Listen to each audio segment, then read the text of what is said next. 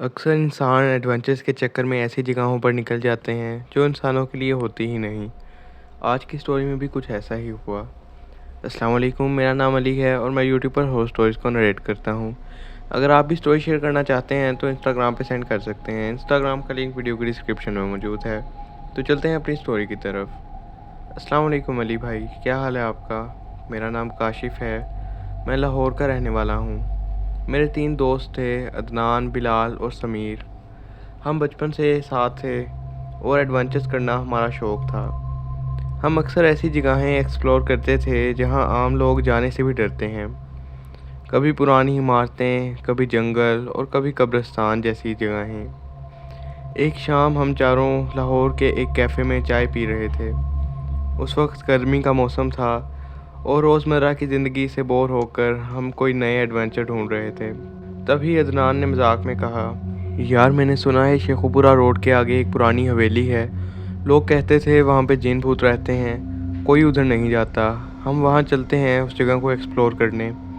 मैंने पहले मना किया लेकिन अब मैं भी क्यूरियस हो गया था। हवेली का नाम हम बचपन से सुनते आ रहे थे। सुना था कि रात को वहाँ पर चीखों की आवाज़ें आती हैं और चांदनी रातों में किसी औरत का साया दीवार पर नज़र आता है। बिलाल ने जाने के लिए हाँ कर दी। उसने कहा कि असल एडवेंचर तो यही है।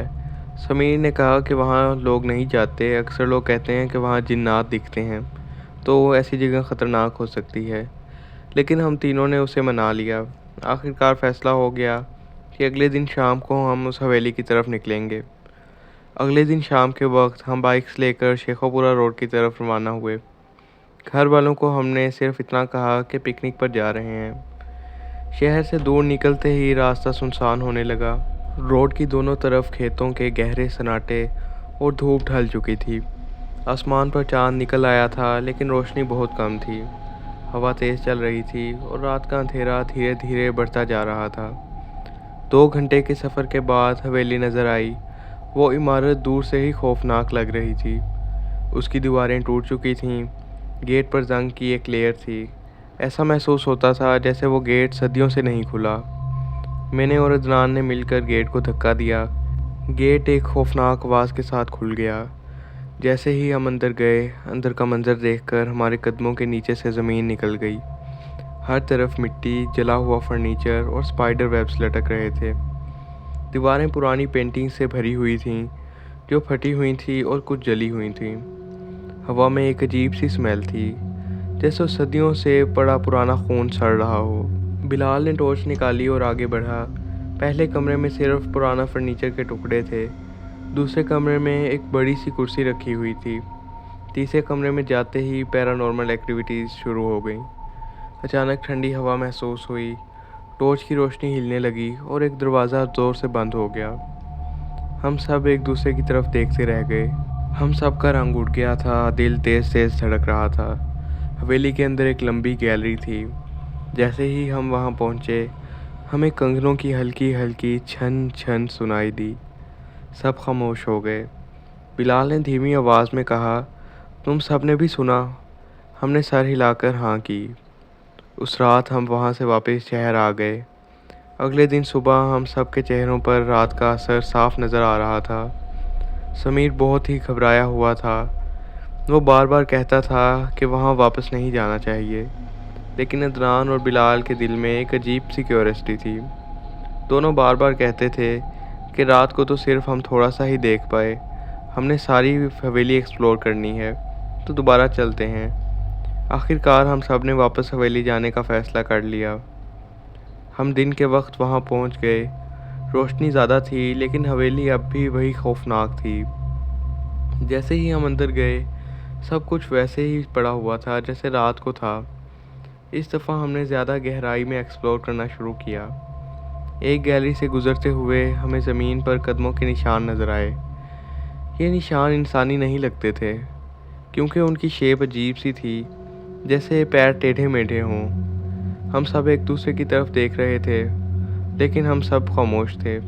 बिलाल ने कहा, ये इंसानी निशान नहीं लगते। हमने ज़्यादा बात नहीं की, बस आगे बढ़ गए। फिर एक कमरे में हमें एक बुक शेल्फ नज़र आई। उसके पीछे से एक छोटा सा रास्ता निकल रहा था। जब हमने बुक शेल्फ को धक्का दिया तो अंदर से ठंडी हवा निकली। वो रास्ता एक कमरे में जाता था जहाँ एक तस्वीर ज़मीन पर पड़ी थी। तस्वीर बहुत पुरानी लग रही थी, लेकिन उस औरत का चेहरा साफ दिखाई दे रहा था।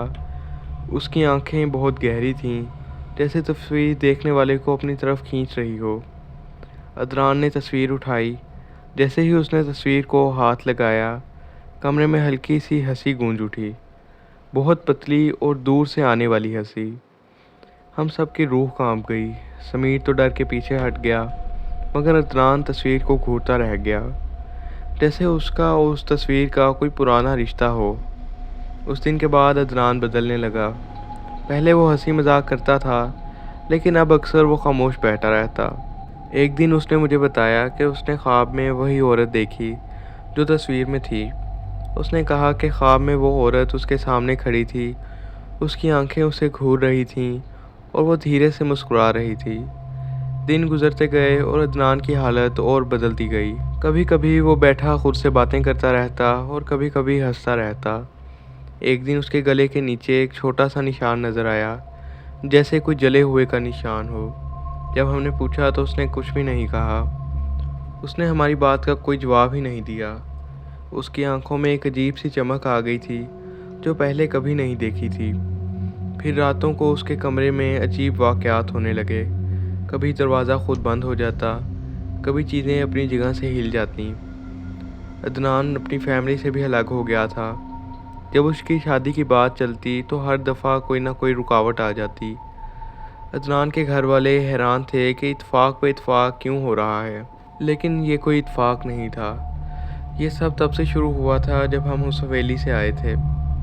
जैसे जैसे वक्त गुजरता गया, अदनान की हालत और अजीब होती गई। वो अब ज़्यादातर अपने कमरे में अकेला बैठा रहता। उसकी आंखें अक्सर लाल होती थीं, जैसे नींद ना पूरी हुई हो। वो रात को सोता हुआ अक्सर एक लड़की का नाम लेता था। वो किसी सायरा नामी लड़की का नाम लेता था। मैंने उससे पूछा, ये सायरा कौन है? उसने सिर्फ इतना कहा, वो उस हवेली वाली, वो मुझसे मोहब्बत करती है।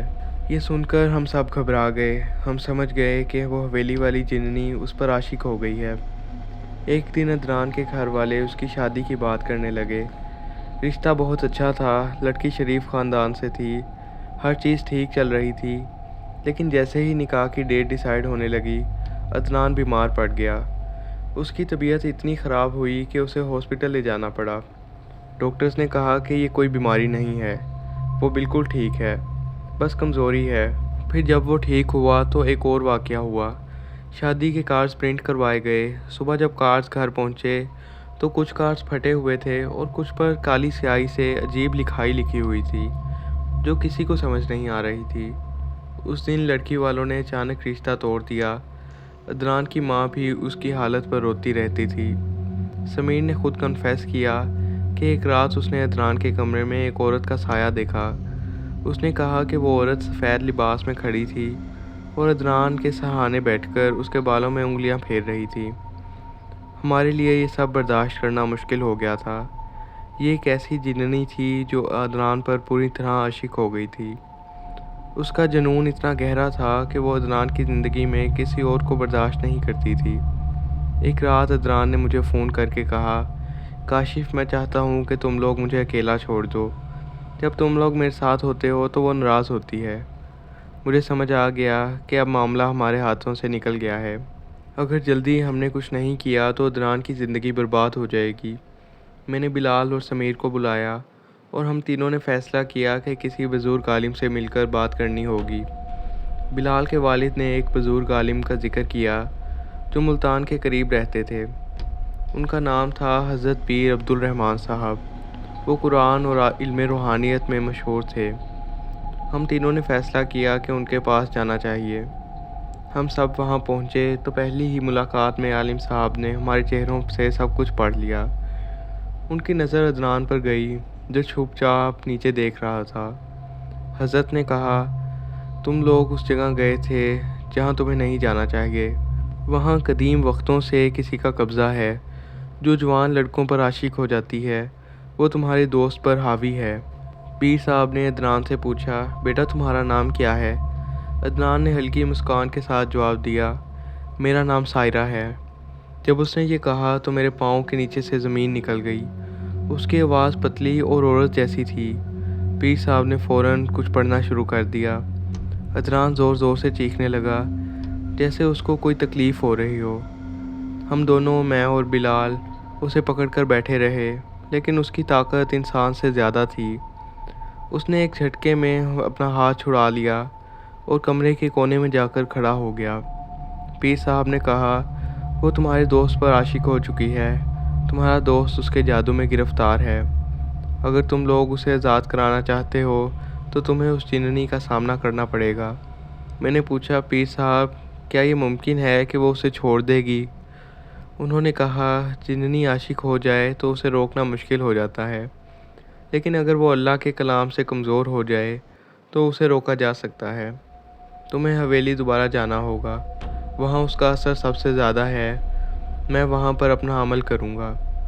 ये सुनकर हम डर गए। दोबारा हवेली जाना मतलब मौत के मुंह में जाना था, लेकिन अदनान की ज़िंदगी बचाना ज़रूरी था। कुछ दिन बाद हम पीर साहब के साथ हवेली गए। ये रात चांदनी रात थी। जैसे ही हम हवेली के अंदर दाखिल हुए, हवा बहुत ठंडी हो गई। हर कोने में सीटी की आवाज़ें आने लगीं। पीर साहब ने कुरान की तिलावत शुरू की। अचानक हवेली की दीवारों पर काली परछाइयाँ दिखने लगीं। दरवाजे अपने आप बंद और खुलने लगे। हमारे सामने एक सफ़ेद रोशनी बनी और उसके अंदर एक औरत का साया नज़र आया। उसका चेहरा पूरी तरह साफ नहीं था। वो धीरे धीरे हमारी तरफ आई। हवेली के अंदर एक अजीब सी खुशबू फैल गई। उसने हंसते हुए कहा, अदनान, तुम मुझे कभी नहीं छोड़ सकते। अदनान चलकर उसकी तरफ बढ़ने लगा। हम दोनों ने उसे रोकने की कोशिश की, लेकिन उसकी ताकत अलग ही लेवल की थी। पीर साहब ने एक अमल पढ़ा। अचानक वो औरत चीख कर हवा में गायब हो गई, लेकिन उसकी चीख अभी तक हवेली में गूंज रही थी। जब हम हवेली से निकले तो अदनान बेहोश था। पीर साहब ने कहा कि अमल मुकम्मल नहीं हुआ है। वो जिन्नी अभी कमज़ोर हुई है, लेकिन अभी तक वो अदनान से जुदा नहीं हुई। हवेली से वापस आने के बाद चंद दिन तक अदनान की हालत ठीक नज़र आई। उसने हंसी मजाक भी शुरू कर दिया था। हम सब समझ बैठे कि शायद पीर साहब का अमल काम कर गया, लेकिन ये सुकून ज़्यादा देर नहीं रहा। एक रात अदनान के घर से चीखने की आवाज़ आई। मैं, बिलाल और समीर फ़ौरन भागकर उसके घर पहुंच गए। उसके कमरा अंदर से बंद था। जब हमने ज़ोर लगाकर दरवाज़ा तोड़ा तो जो मंज़र सामने आया उसने हमारे होश उड़ा दिए। अदनान बिस्तर पर बैठा था, लेकिन वो अपना चेहरा दोनों हाथों से दबा रहा था। उसके सामने एक औरत खड़ी थी, वही जिन्नी। इस दफ़ा उसका रूप पहले से ज़्यादा वाज़िया हो रहा था। सफ़ेद लिबास, खुले लंबे बाल। उसके चेहरे पर आधी मासूमियत और आधी दरिंदापन था। वो जिन्नी चीख कर बोली, मैंने तुमसे कहा था अदनान सिर्फ मेरा है, तुम लोग क्यों बीच में आते हो? जैसे ही उसकी नज़र मुझ पर पड़ी, मेरा जिस्म कांप उठा।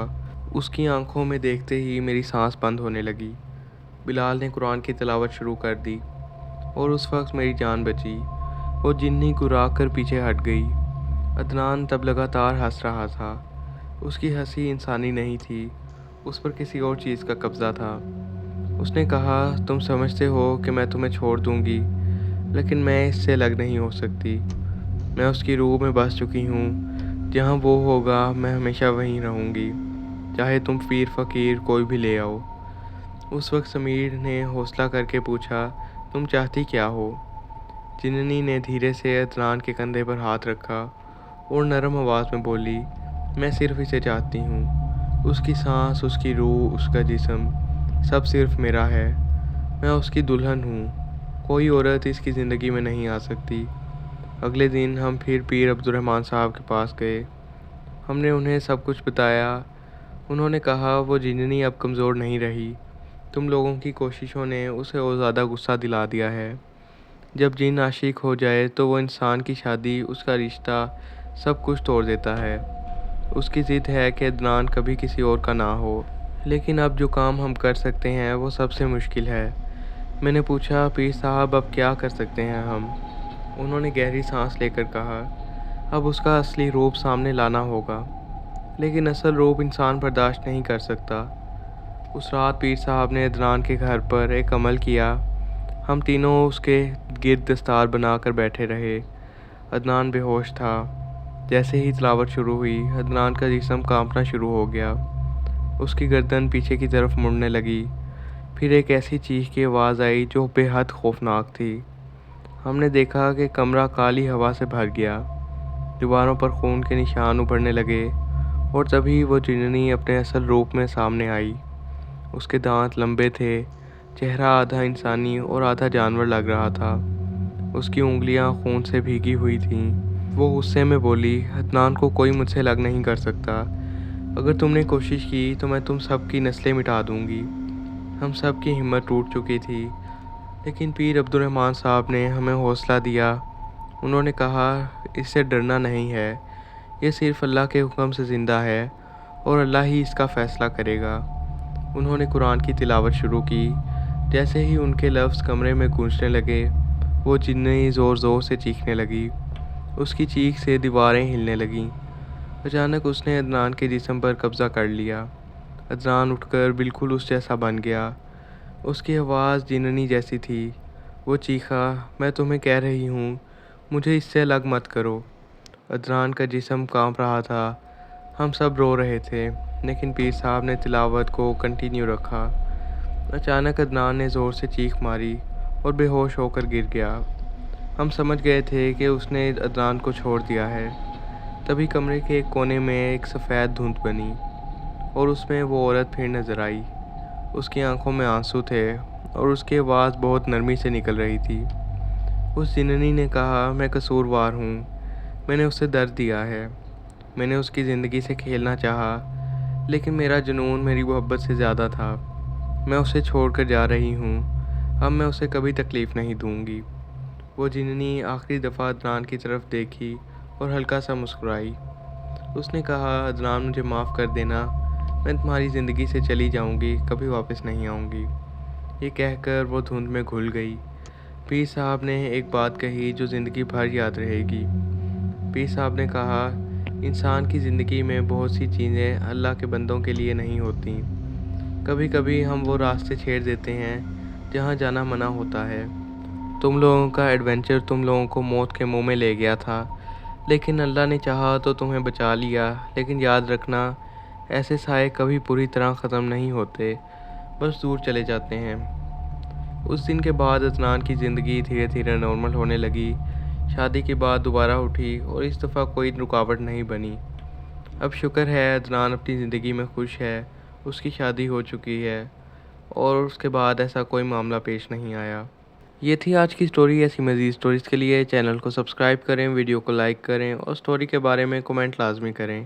اگلی ویڈیو تک کے لیے اللہ حافظ اور اپنا بہت بہت خیال رکھیے گا۔